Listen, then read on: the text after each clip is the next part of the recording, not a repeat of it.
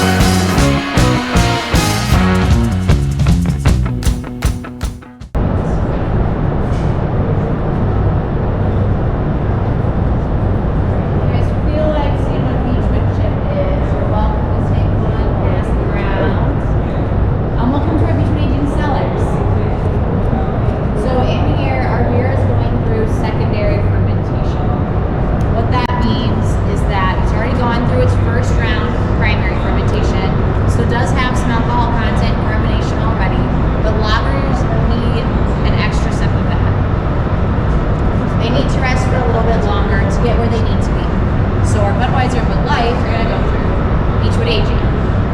And what's happening in these tanks are these chips, see a whole lot of them. They're 1.5 feet deep across the bottom of all of these tanks. They're in there to create additional surface area for the yeast in the tanks to move around and carbonate and provide alcohol content for the entire tank of beer. Tanks don't spin, there's nothing in there stirring it. It's a natural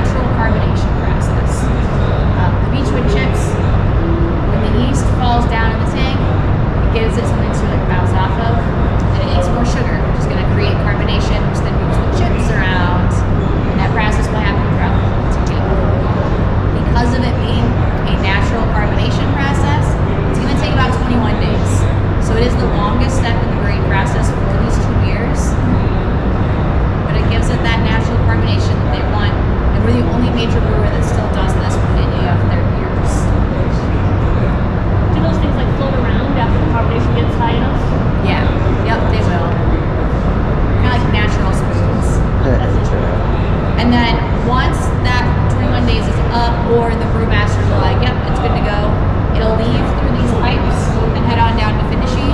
And then they'll hook up these tanks to the hash here. There's a larger hash on the other side, so we'll climb in and rake all the beans chips out. They will get washed and dried. The tank will get washed and dried, and they put the chips back in, fill it up with a new batch of beer. We can use these chips about 3 times. After that, they start to fall apart a little bit too much. So then they'll get turned into mulch and used in the different parks around the city of St. Louis. Nice. That's pretty cool. And then as far as the size of the tanks go, you can visibly see they're very big. Yeah. 20 feet tall, 20 feet across, 60 feet deep. If you look up between the rafters, they are stacked 4 high in this building. Oh wow. And just one tank is 3,600 barrels of beer, which is about the same as 1.2 million 12-ounce servings. Jeez. 1.2 million bottles. Yes, in one of these. We have about 350 of these tanks on our St. Louis property. So 3 stock houses that are doing this. Crazy. And then the last thing I'll mention in here is the temperature. It's pretty chilly. It's 54 degrees, which is the temperature that the beer needs to be at while it's going through the fermentation process. The fermentation process, just because of the way the reaction occurs, it's trying to heat the beer. And we need to stop that from happening. We need to stay at this cool temperature. So to do that, we keep the whole building at this temperature, make sure the tanks stay cool, so we can't have the temperature changing. It will affect the flavor of the beer. Any Nice. questions about this? How do they brew beer before refrigeration? Well, that's why St. Louis was such a hotbed for brewers. We have a natural cave system in our city and in Missouri as a whole. So they were stored underground. Oh, okay. So that's why I think a lot of those, this is just what I think, a lot of the older breweries that have been around for a longer time are in cities that are either near mountains or like cave-friendly areas. Okay. Like there are caves underneath the brewery here in St. Louis. And caves are naturally at like 60 degrees year-round. Yeah. So they would store the beer in there. Yeah. They just would have to use smaller containers to do everything. Yeah. You said you have a second brewery in New Jersey. Do We they? ship 12 across the country. Oh, okay. That's what I was going to ask you. We have a lot. We have 12 across the country and about 60 worldwide. Wow, jeez. Is this one the biggest one? It's the 3rd largest Oh, good. size-wise, but we are the highest producing. So we make the most beer, but we're in the middle of a city, so we can only expand so far. Yeah. Some of our newer ones are built for the capacity that they make, so they're a little bit higher. What's the biggest one? It's either Houston or Cartersville, Georgia. Both of them are bigger than us. We're the 3rd largest. Okay. Do they all brew the same beers? Or? All of them will brew the like standard beers, as far as I know, but then they're all made to order facilities, so it just depends on what orders they get for those breweries. Yeah. I think we brew the widest selection. We brew over 35 different brands here in St. Louis. Yeah. That's pretty cool. So yeah, we can head back out. Okay. Our next stop is where you get your first sample of beer. Oh, nice.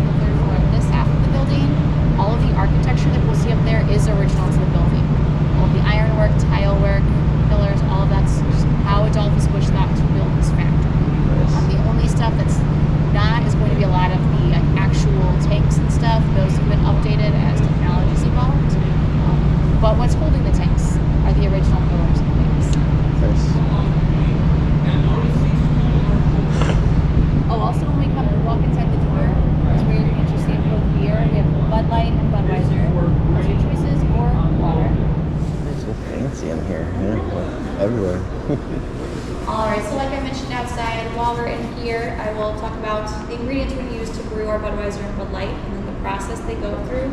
And then it will be our turn to ride the lovely freight elevator to see all that architecture I was mentioning.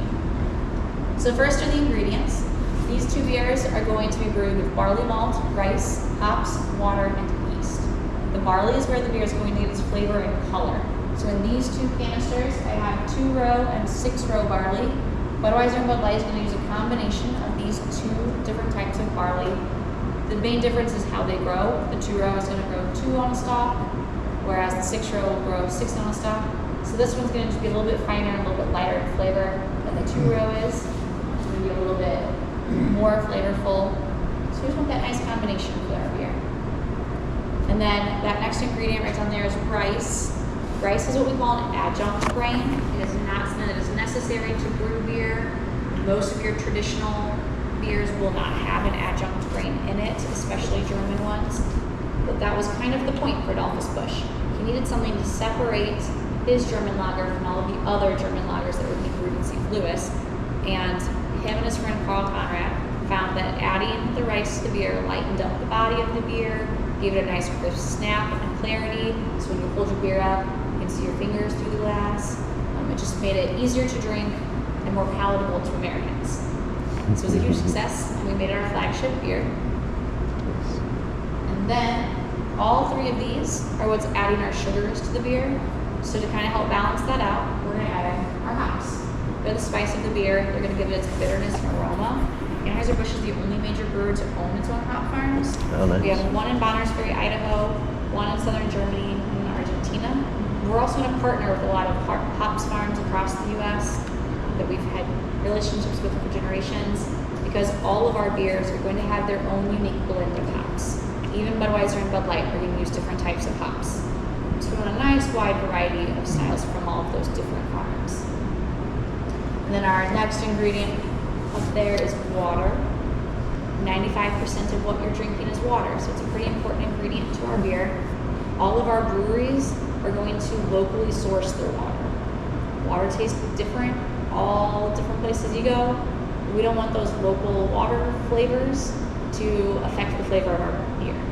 Because of that, it's going to go through a multi-step filtration process to make sure it's just nice, clean, pure water that's going into the beer. It's going to be taste tested by our brewmasters before they use it at any point, even to rinse out the bottles. And even that water has been taste tested. Nice. And then our last ingredient up there is the yeast.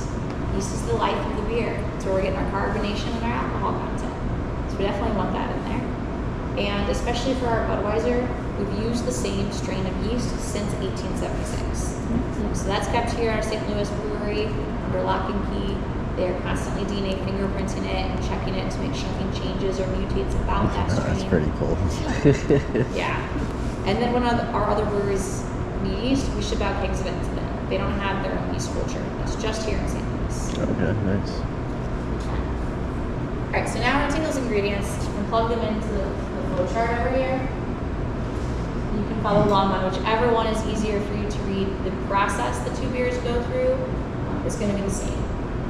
They're both going to start in milling, where we're taking our grains, the barley and the rice, and grinding them down to about a cornmeal type consistency. And then they're going to be weighed and sent into the mash tanks. In the mash tanks, water is going to be added and heated to very precise temperatures. We want to break down the starches in the grain into the sugars that we need to then brew the beer. That's also the step which is the different between the two.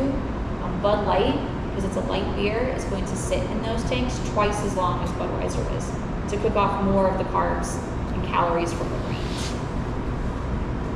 From the mash tanks, our beer is going to go through straining or watering. So we're going to pull all of the grains out of the beer. What we're left with after that is a sugar-rich amber colored liquid called wort. The wort's then going to move over to our brew kettles, which are basically giant teapots. They're going to boil the wort, and then hops are going to get added in at different steps along the way. Once it's done in there, that hopped wort is going to get chilled and sent over to primary fermentation. In the primary fermentation cellars, the yeast is finally going to get added into the tanks to feed on all of those sugars in the hopped wort. That's what's going to create our carbonation and our alcohol content. After about a week of that, the beer is pretty much finished. But again, our lagers need an additional step of that, which is why these two beers are going to go to Beechwood Aging. They do add a little bit more yeast and hops into those tanks to help rejuvenate that process, and they rest over those chips for 21 days. After that, it heads on down to finishing. The finishing tanks, it's going to get filtered one last time to make sure all the yeast, hops, all kind of stuff is pulled out of the beer. It's also going to get chill-proof to make sure there's no bacteria or anything in there. And then that's also the step in which any flavor gets added. So if you have a Bud Light Lime, Bud Light Orange, something like that, it's brewed the same as regular Bud Light until the finishing tanks. I've never That's seen when they Bud add Light those Orange. extra sugars. No. There's a lot of information. Does anybody have any questions about the ingredients of the process? What do you do with the stuff you separate from the wort? The grain. Yeah, our spent grain. It then gets into, you can kind of see one of them, those rust colored silos down there. We'll see them better as we get down to the packaging plant. And then a couple times a day, semi-trucks come up, they get loaded up with that spent grain, and we sell it as cattle feed. Oh yeah. Nice. So you don't waste anything. Yes, that's the goal. Nice. Yeah, that's something that and the Beechwood chip recycling are both things that Adolphus Busch started Okay. in the late 1800s. Nice. So that last building ended up with Beechwood Aging. That was the Beechwood Aging. So after that, it was the finishing. Yeah, so we saw that next to last step that the beer is going to go through. Which in that step, the beer looks very cloudy. It looks kind of like a wheat beer or a hazy IPA, like anything unfiltered. But then once it goes to the finishing, it looks like what all you just drank. Wow. Right. It's an old freight elevator.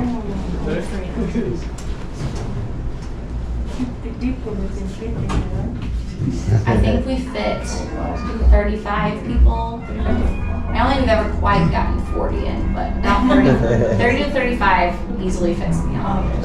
Nice. Or 3 Clydesdales. Have you ever had a Clydesdale in here? No. It's just like size-wise, you can fit 3. I think weight-wise, you can fit 6. Jeez. Just to give you an idea of how sturdy the elevator is.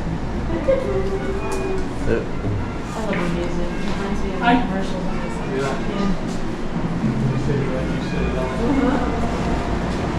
Alright, and I forgot to warn you downstairs, but here we're going to see our mash tanks, our brew kettles, and some retired straining tanks.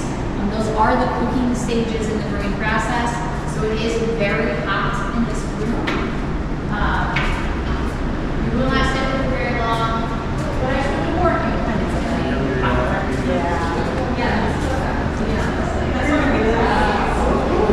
Wow. It's pretty fancy in here, my goodness. Everything's so fancy. Woo, yeah.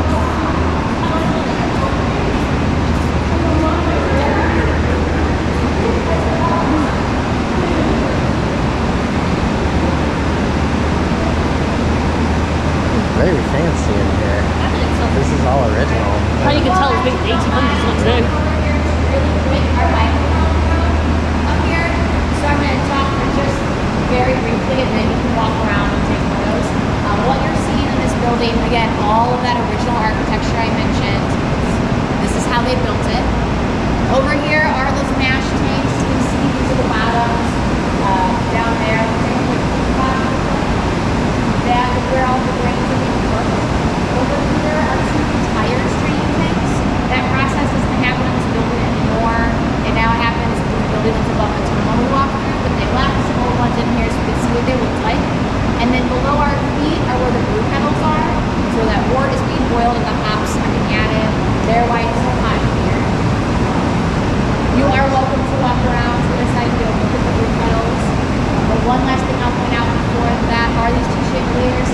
They are 4 stories tall, designed for the top lines, and they were also gifted to the owners after that 1904 world. So yeah, take that walk around and then walk around.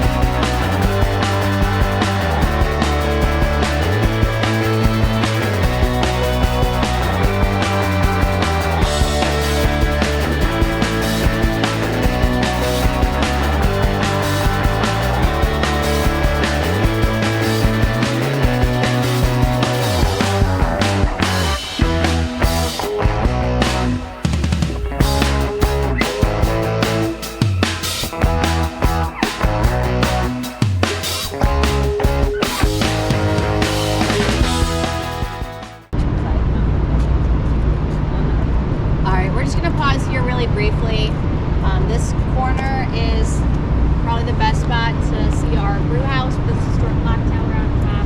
It's what we consider the heart of our brewery here in St. Louis. But this corner is also where the Clydesdales made their debut.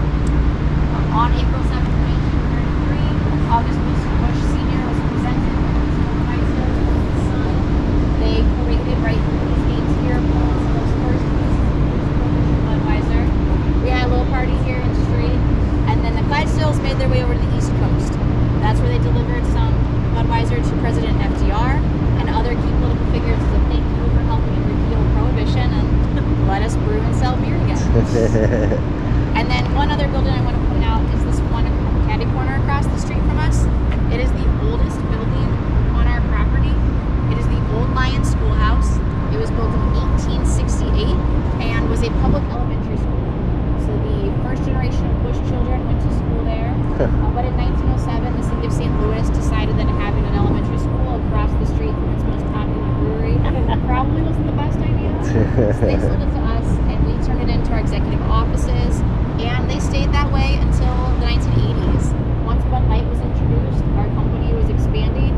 So we built our new corporate building, which is around the corner, and the schoolhouse was converted into our company museum, as well as some event spaces. Nice. You'll get a view of the corporate building as we continue down the hill. It looks like an 80s office building. So it's not crazy exciting. What did they do during Prohibition? During Prohibition, they sold ice cream, soda, pocket watches, pocket knives. Oh, wow. We had a patent on a car. Baker's yeast was the most popular one because it was our brewer's yeast relabeled. So they could figure out how to brew beer at home with it. Yeah, true. But yeah, anything they could think of to keep employees here and make money. Yeah. Nice.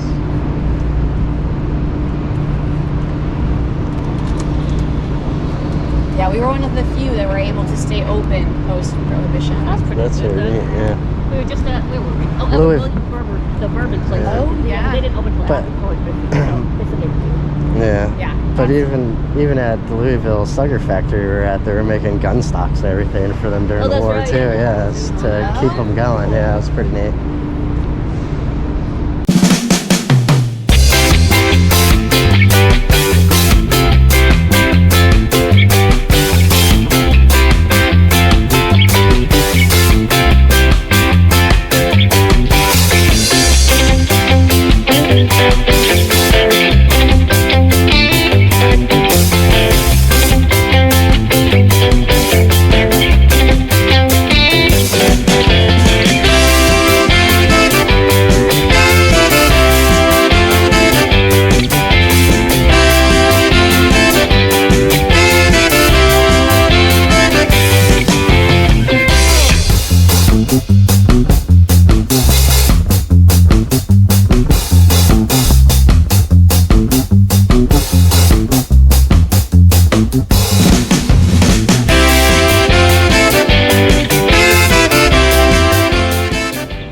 Come on in. Thank you.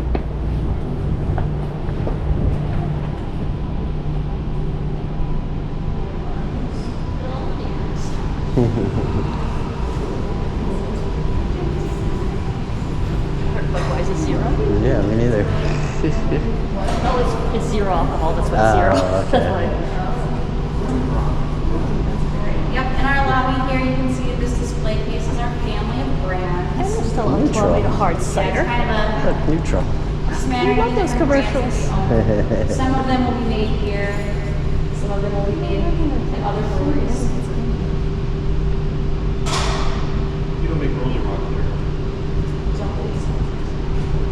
Most of those and the craft ones are all going to be made at their home breweries. Mango Cart will be brewed here. It's one of the few. Stella, like I said before, is brewed here. Where's Neutral sold?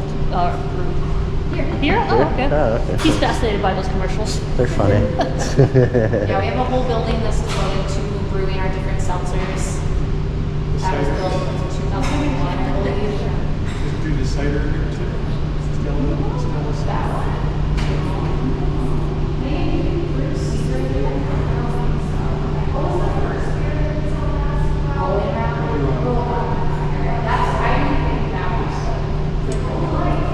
Yes. That's still our 12. box cider. And then as far as the building itself, it was built in 1917. All of this tile work you see around the lobby is original to the building. And then you can see the little box again around the top up there. He was the mascot for a non-alcoholic drink that we made during Prohibition called Evo. It was a carbonated malt beverage. It was discontinued in 1929 though. We kept the building and we converted it into our packaging facility. So today it houses some of the most advanced technology in the packaging industry. We have 5 canning lines, 4 bottling lines, and 1 draft pick line all in this building. So what we're going to do is head upstairs and learn about one of the bottling line, see how it runs. Get your day fresh bottle of beer up there, and then we'll have the trolley give us a ride. You're getting a bottle of beer that was Back put in up a bottle today. today. Right. I'm excited to see the lines. I work at Monin. We make sauces and syrup, so we have the line too at our factory. Oh, so I'm nice. excited to compare. Yeah. All right. Is everybody okay going up escalators? Yes. Yep. All right, then we're gonna head this way. Bet you theirs is way bigger than Oh, your ours. guys's. Yes, we just made a new line at our Sparks facility. Yeah, okay. Actually, we're always expanding. Everybody loves Monin.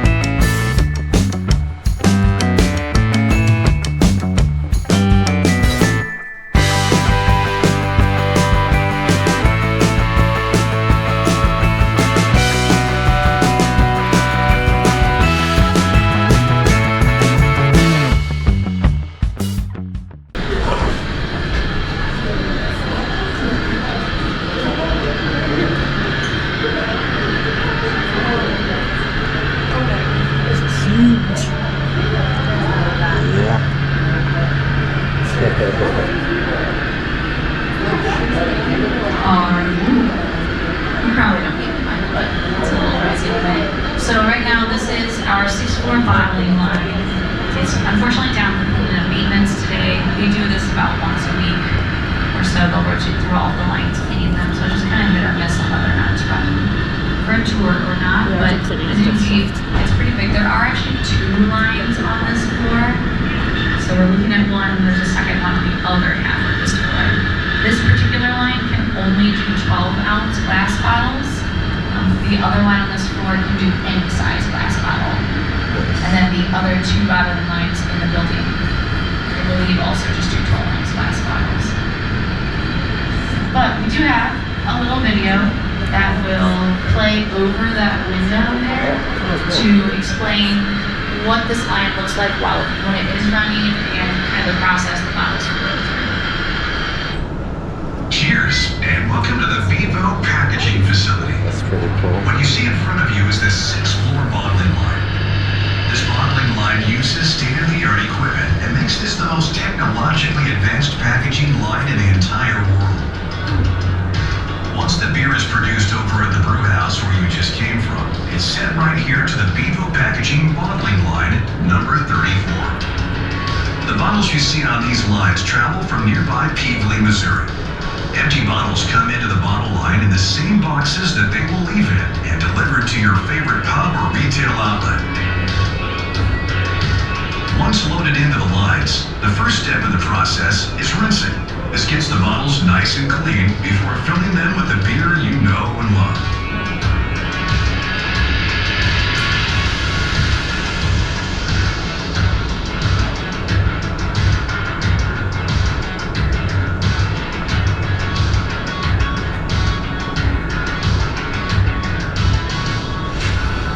supervisor flips those bottles upside down and rinses them inside and out with taste-tested water that we used in that brewing process. At the Vivo packaging facility, we can process about 1,300 bottles per minute between our 4 bottling lines. So that you don't have to do the math in your head, we have the capacity to do around 16.1 million bottles per day. That's crazy. From there, the bottles get to do more somersaults. The filler flips the bottles right side up and fills them with the beer we're packing that day. And before you can even blink, those bottles are capped within 1/10 of a second. This ensures that that beer's natural carbonation doesn't escape from that bottle.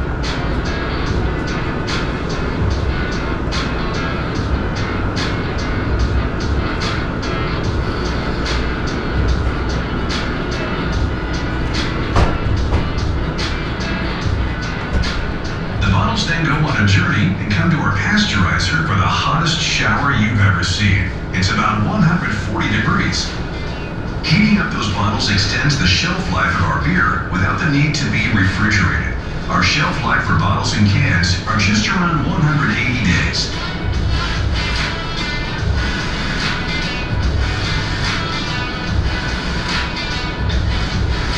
Once the bottles are through the pasteurizer, they are going to mosey on down and cool down on our lazy river. That's going to allow those bottles to dry and get to room temperature.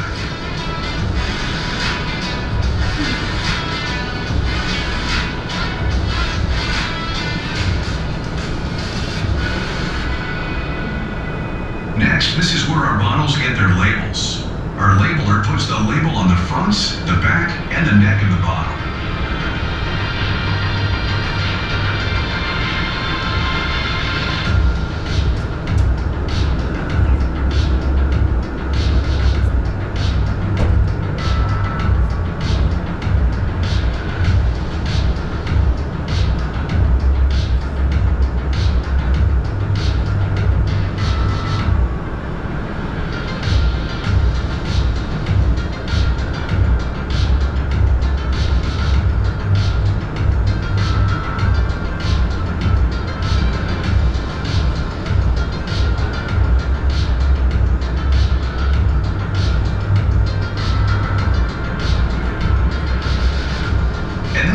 Get to packaging. The bottles are picked up in a bowling pin-like fashion as a 24-pack and put into those boxes.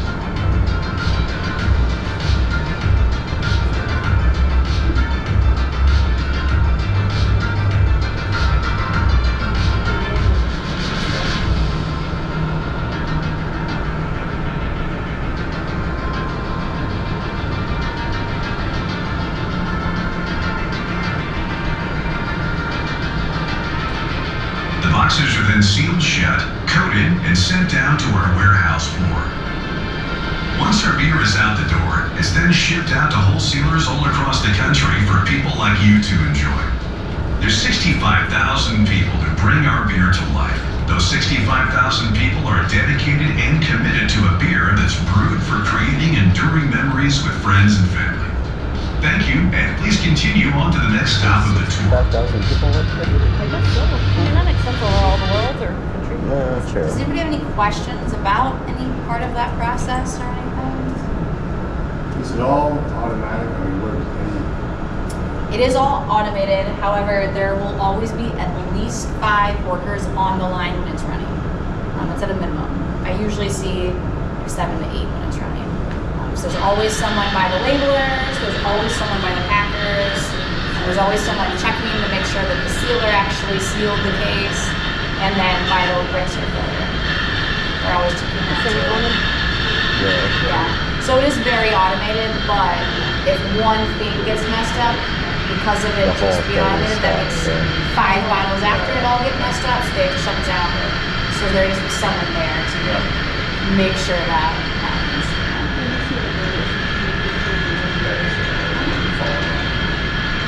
You guys are good to go then. We're going to head out and get your Day Fresh bottle of beer. Day Fresh means it was pulled off one of these lines within the past 24 hours. Oh, nice. And all it did was make its way upstairs.